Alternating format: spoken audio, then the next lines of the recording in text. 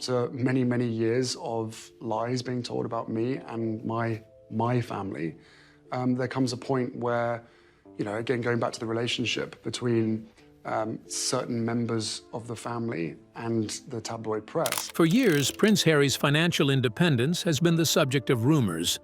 But a stunning palace confirmation has taken the speculation to another level. Reports now claim a staggering $100 million in debt, sending shockwaves through royal circles and beyond. Even more explosive is the response from within the monarchy itself. King Charles and Prince William have reportedly refused to intervene, drawing a hard line few expected. So is this tough love, a deep fracture, or a calculated royal message? The consequences could permanently redefine Harry's royal future, unmasking the $100 million crisis. What began as a daring leap into freedom has slowly revealed a daunting shadow: an estimated $100 million in financial obligations, looming quietly but powerfully in the background. This is not a simple case of overspending or bad luck. It is a dense knot of business commitments, legal disputes, security expenses, and high-cost living, each strand manageable on its own, but together forming a burden that now threatens to pull everything tight. The most striking part is how this situation came to light. There were no dramatic leaks, no exposed balance sheets splashed across headlines. Instead, the story surfaced through carefully worded hints from palace-adjacent sources, subtle remarks that sparked speculation and curiosity. Insiders used phrases like serious exposure and unsustainable pressure, enough to suggest that something significant was unfolding behind closed doors. At the heart of the issue lies a series of ambitious deals made in the early days after stepping away from royal life. The timing is important. The world was watching closely. Sympathy was high, and interest in their story felt limitless. In that moment, the future appeared wide open. Contracts were signed with confidence, expectations were high, and projections assumed a steady flow of attention, influence, and income. Take the media ventures, for example. High-profile production agreements promised creative freedom and global reach, but they also came with strict deadlines, performance targets, and heavy penalties if expectations were not met. These were not casual collaborations. They were tightly structured commercial deals that demanded constant output and results. When creativity slowed or projects stalled, the financial pressure did not. Then there is security. Unlike working royals, private individuals must fully fund their own protection. With ongoing threats and intense public attention, security costs reportedly climbed into staggering territory year after year. What once was covered by institutional systems now become a personal responsibility, expensive, unavoidable, and ever-growing. Charitable commitments added another layer. Many initiatives were launched with good intentions and bold visions, often based on assumptions of future earnings and long-term prominence. But charity, while noble, still requires reliable funding. When income streams fluctuate, promises made during optimistic times can become heavy obligations during leaner ones. The core problem is not scandal or recklessness. By most accounts, there was no single catastrophic mistake. Instead, this is a story of structural vulnerability, of building a life around projections rather than guarantees. Income from media, speaking engagements, and brand partnerships is unpredictable by nature. Some years soar, others stall. Expenses, however, remain constant or rise. For Prince Harry, the shift has been especially jarring. He spent most of his life protected by systems designed to absorb risk, advisors, institutions, and public funding that softened financial shocks. Without that buffer, every decision now lands directly on his shoulders. Friends describe long nights spent reworking numbers, not with panic or regret, but with a sobering sense of adjustment. This is not about undoing the past, but about making the future workable. Meghan, often described as strategic and forward-looking, is said to be deeply involved in reassessing priorities. Which projects can last? Which are draining resources faster than they replenish them? What must change to create stability rather than constant pressure? These are not glamorous questions, but they are necessary ones. What makes the situation so compelling is its irony. The move away from royal life was meant to bring independence and control. Yet independence comes without safety nets. The crown's golden parachute, the quiet assurance that core needs would always be met, is gone. In its place is a world where freedom must be balanced with financial reality. Now, the weight of numbers presses hard. What was once a bold dream of self-determination has taken on the tension of a survival story. Not a tale of disgrace, but of reckoning, where ambition meets arithmetic and autonomy demands endurance. So how has the debt affected Prince Harry's already fragile relationship with his immediate family? Could it have worsened it? Let's find out. A royal rift fueled by money and loyalty. Tensions between Prince Harry and the British royal family have been explained in many different ways over the years. Some people point to emotional wounds, others to clashes of values, privacy concerns, or the pressures of royal life. Yet one explanation continues to surface again and again, surprising many observers. Money. This idea feels strange at first, considering that everyone involved belongs to one of the wealthiest families in the world. Still, despite Prince Harry's personal fortune and independent income, reports keep suggesting that finances have played a quiet but powerful role in deepening the rift. At the center of this story is what happened after Prince Harry and Meghan Markle stepped back from their royal duties. According to the Windsor Legacy, a book written by royal expert Robert Jobson, Queen Elizabeth II made a key decision during this period. She reportedly asked then Prince Charles to take full responsibility for handling communication with Harry. This move was meant to simplify matters and keep things orderly, but it may also have added pressure to an already strained relationship between father and son. As the situation unfolded, the book claims that discussions became increasingly tense. Jobson alleges that Prince Harry, feeling cut off and unsupported, demanded continued financial help. In response, Prince Charles is said to have firmly replied, "I'm not a bank." That short sentence has since become a symbol of the emotional and financial distance that had grown between them. However, Harry has strongly rejected this version of events. A source close to him dismissed the book's claims as pure fiction, insisting that the story does not reflect what truly happened behind closed doors. Despite public disagreements, there have been moments that raised hopes of healing. Reports say that Prince Harry and King Charles met privately in September 2025, sparking fresh talk of reconciliation. To some, this meeting suggested that time and reflection might soften old wounds. Yet while the relationship between father and son may show small signs of repair, deeper problems appear to remain unresolved, especially between Harry and his older brother, Prince William. According to royal insiders, Prince William feels deeply hurt and angry about Harry's actions since leaving royal life. What troubles him most is the belief that Harry continues to earn large sums of money by using his royal background, while at the same time openly criticizing the monarchy. To William, this feels like a betrayal. He sees loyalty, discretion, and duty as the foundations that keep the royal family, and the monarchy itself, standing strong.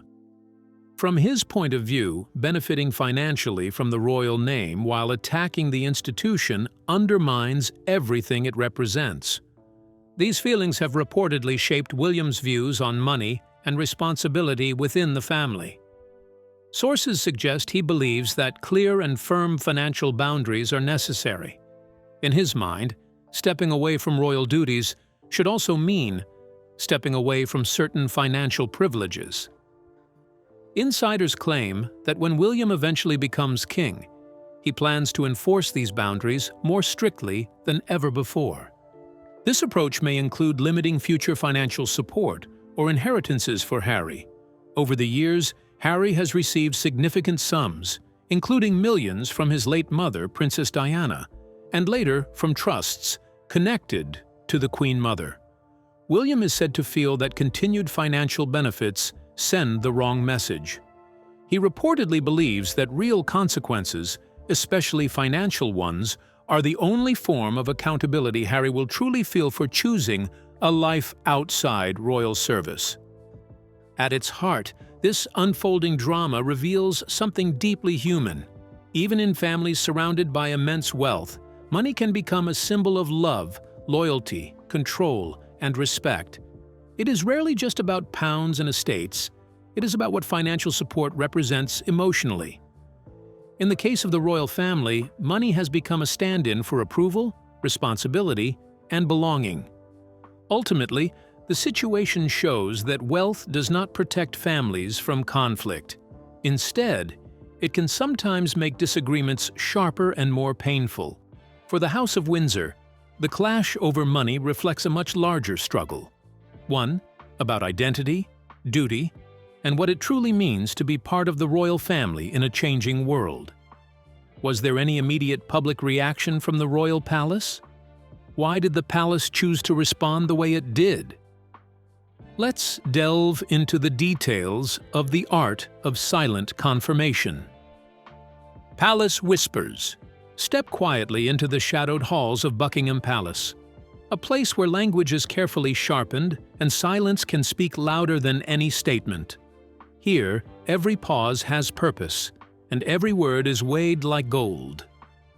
What unfolded was not a sudden clash, but a gentle, almost invisible shift. Like a master chess player moving a single piece and changing the whole board without anyone hearing a sound. It began during what should have been an ordinary Tuesday briefing. Reporters, seasoned by years of royal routines, noticed something unusual.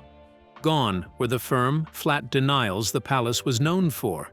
In their place came softer, slippery phrases. "We won't comment on private finances," aides said, offering no more and no less. To the untrained ear, it sounded harmless. To veteran journalists, it was thunder before the storm. This was not a shutdown. It was an opening. Inside palace walls, the atmosphere was far less calm than the public face suggested. A small, trusted inner circle already knew the truth. The rumored $100 million figure was not fiction. It passed quietly from one closed-door meeting to another, never challenged, never corrected. And that silence mattered. In royal tradition, what is denied loudly is often false. What is left untouched may be true. By saying nothing, the palace confirmed everything, without ever saying a word. Why choose silence instead of denial? Because denial invites attack. To deny is to provoke questions, demand evidence, and fuel endless follow-ups. Silence, on the other hand, allows a story to burn fast and burn out, at least in theory. This was not weakness or confusion. It was a strategy, a controlled stillness meant to let the noise exhaust itself. Yet behind the calm exterior, debate raged. Palace insiders described tense discussions marked by deep disagreement. One group warned of a dangerous line being crossed. If the Crown stepped in to manage or rescue Prince Harry's finances, it could set a lasting precedent. Oversight today could mean obligation tomorrow. The monarchy, already walking a narrow path in modern times, could not afford such a shift. Another camp worried about the human cost. Silence, they argued, looked cold. It risked appearing punitive, even cruel, especially when family ties were already strained. This was not just about money or public image. It was about blood, history, and hurt. Compassion pushed against caution, and emotion pressed hard against duty. At the center of it all stood King Charles III. Faced with limited options, he chose what advisors describe as stewardship over sentiment. The choices presented to him were narrow, carefully framed, and none included a full financial rescue. A bailout, it was decided, would not happen. The king's role, as he saw it, was to protect the institution, even when the personal cost was painful. Prince William, the heir apparent, was firmer still. His view was clear and unwavering. Independence means consequences, he reportedly insisted. To him, stepping in would undo years of messaging about responsibility, self-reliance, and the seriousness of walking away from royal duties. Helping now would weaken the very lesson that had been so publicly taught. When the decision reached Prince Harry, it came without ceremony. No emotional phone call, no formal letter. Just intermediaries, trusted messengers translating the careful, coded language of the palace into plain truth. The message landed quietly, but with a chill sharper than a London fog. And this is where the intrigue deepens. Was this an act of tough love, meant to teach and protect in the long run? Or was it a deliberate pulling back, a controlled detachment dressed as principle? The media, sensing blood in the water, seized the moment. Headlines turned silence into suggestion and speculation into context. Every pause was treated as proof. What remains is a lesson in power without spectacle. No shouting, no public feud, just restraint, calculation, and unanswered questions. It is a reminder that in places like Buckingham Palace, the loudest messages are often the ones never spoken, and that behind every quiet decision, unseen motives may still be simmering, waiting to surface. How did Harry feel and react to the palace's subtle reaction?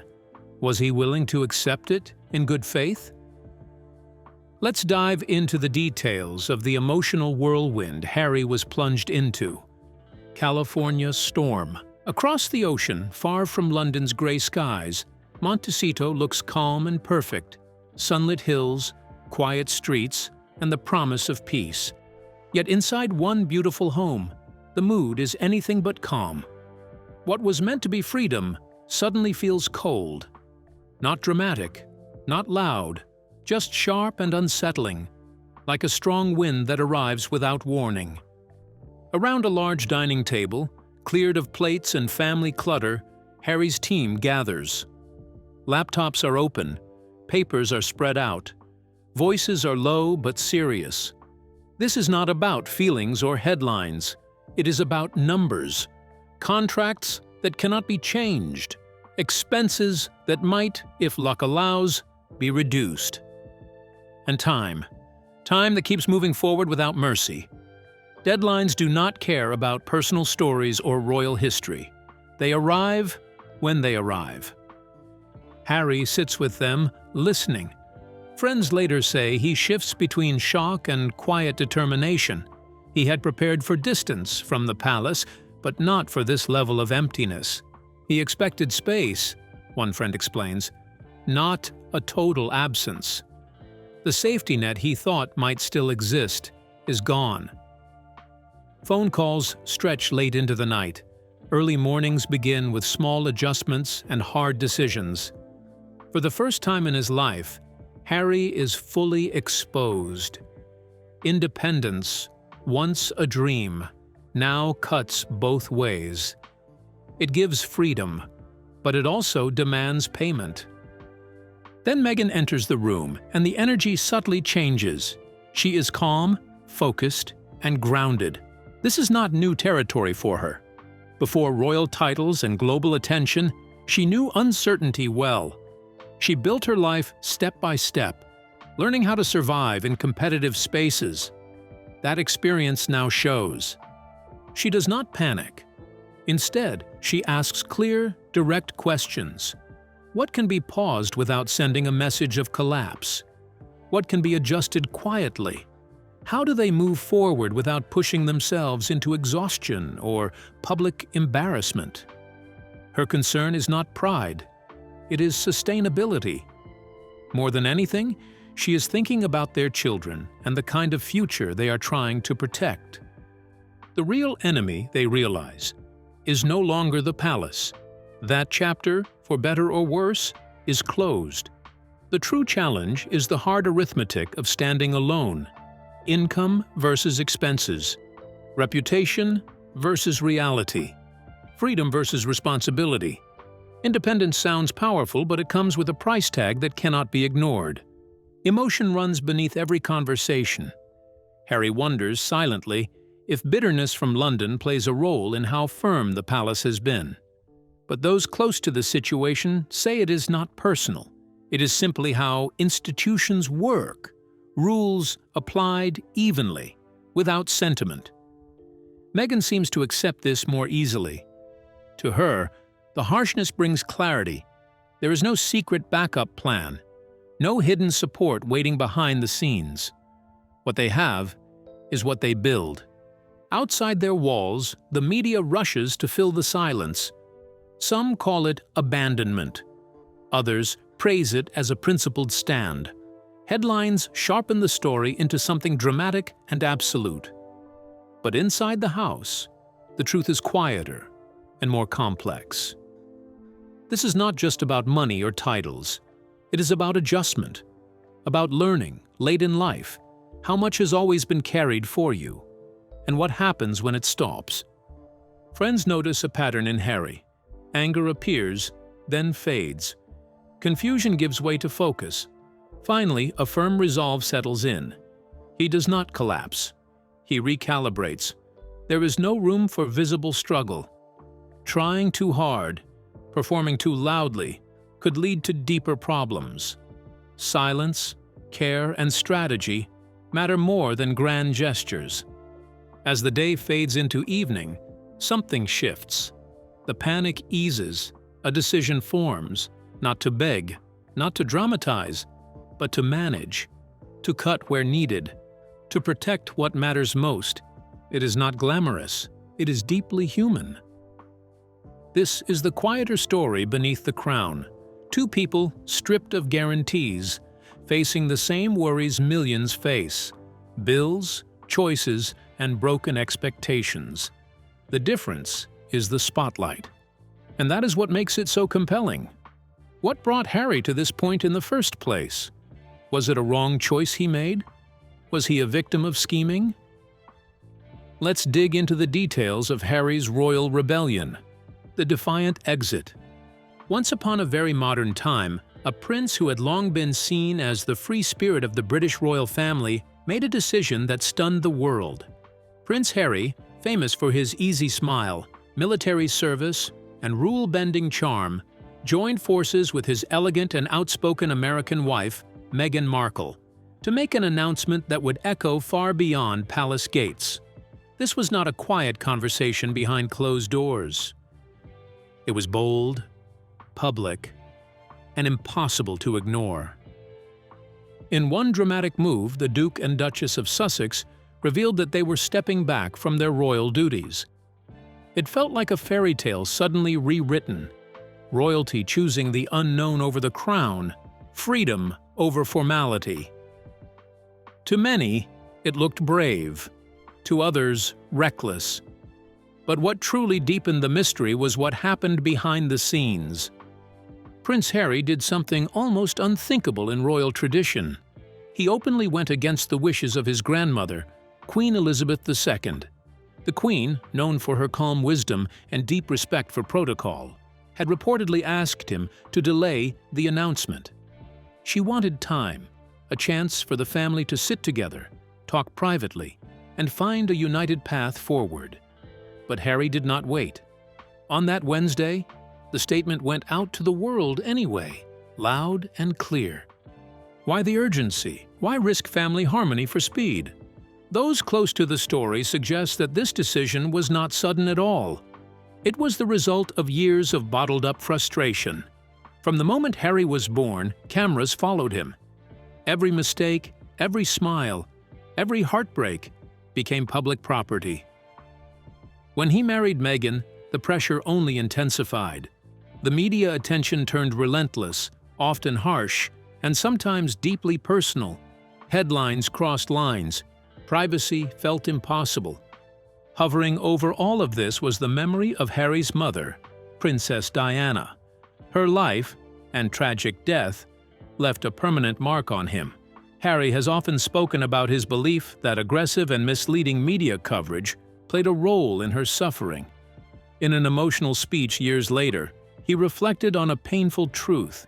If the BBC had properly investigated complaints back in 1995, his beloved mother might have realized she was being deceived.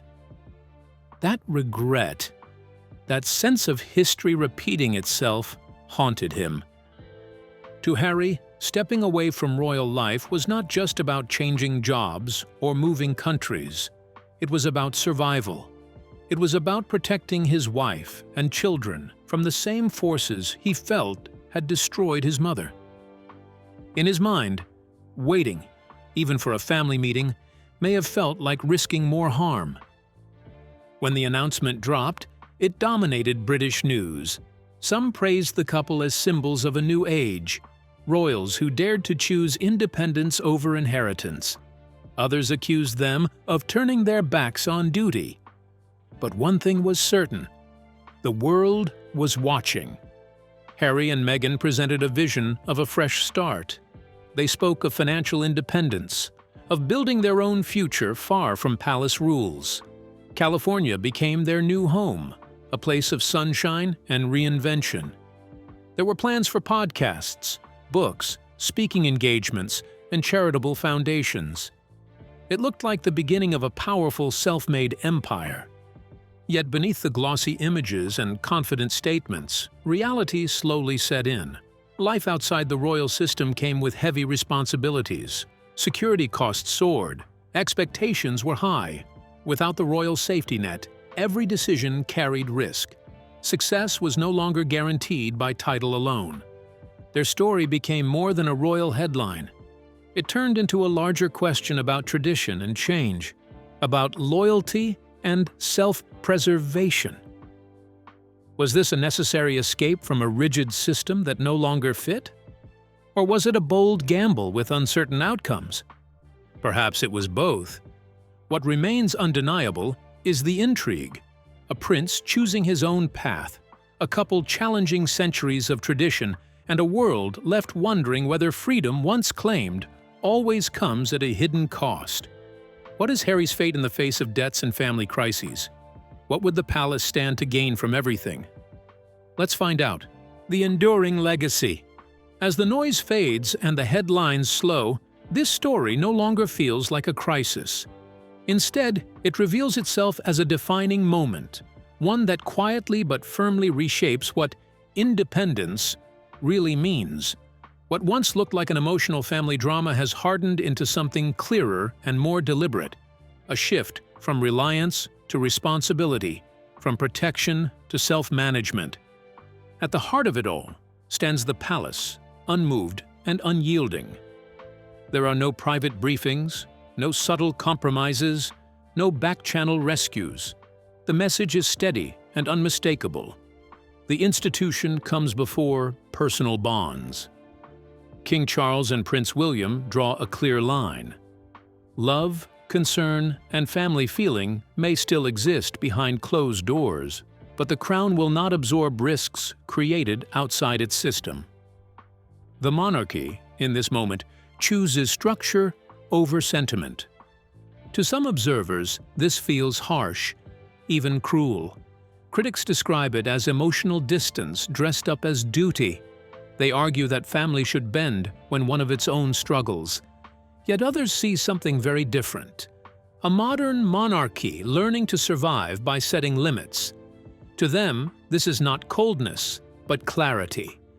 An institution that has lasted centuries, they argue, can no longer afford blurred lines between public role and private choice.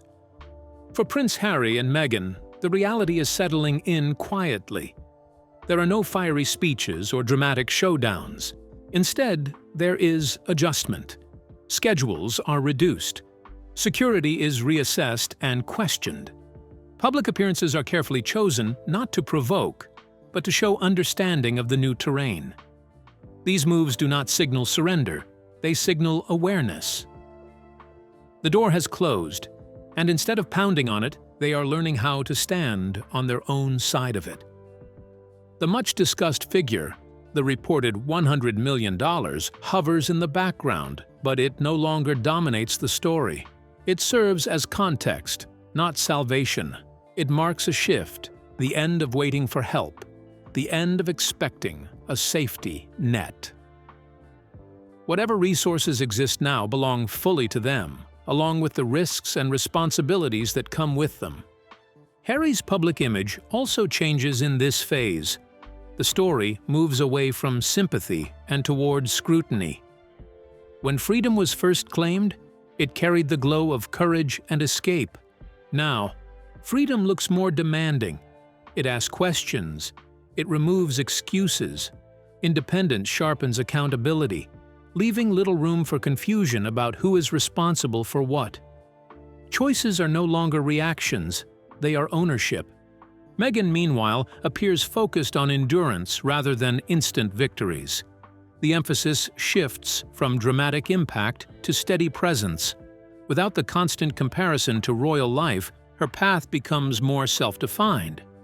Success, if it comes, will not be borrowed from an institution, but built step by step, outside its shadow.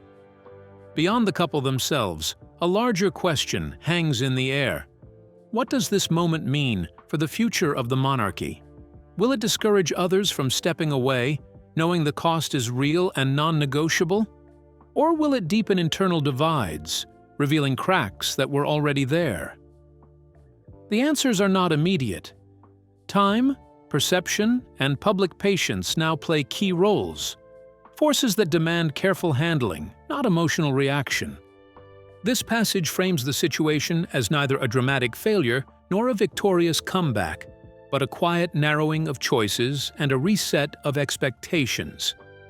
Family bonds still exist, yet they are now ruled by principles and rules rather than emotion alone. Independence is stripped of romance and revealed as demanding, practical, and costly, something that must be sustained daily without excuses. As a new phase begins, the central question is whether Harry will succeed in this quieter, more isolated space, or whether the lasting effects of separation will outweigh public narratives. Ultimately, it highlights a universal truth. Freedom always carries a price, even for princes. So, what do you think about Harry's debts? Do you think Charles and William are right to abandon him? We would love to hear your thoughts in the comments below. Don't forget to like and subscribe.